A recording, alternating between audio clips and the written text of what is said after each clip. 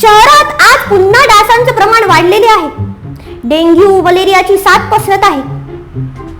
मुलांना मला सांगा, जर तुम्हाला रात्री झोपेत डास चावला तर तुम्ही काय कराल? म्हणे असं बोलायचं.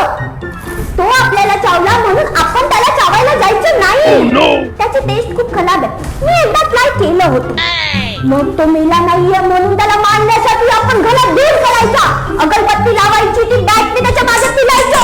पण तरी पण जर तो मेला नाही आणि तुमच्या कानात जाऊन धुरभुर धुरभुर असं करत असेल ना, तर आपण शांत राहायचं, ओम असं लावायचं आणि मग हलूच एक चादर हातात घ्यायची. ती चादर आपल्या डोक्यावरून घ्यायची आणि गप करून डोक्यावरून घेऊन गपचूप झोपून जायची.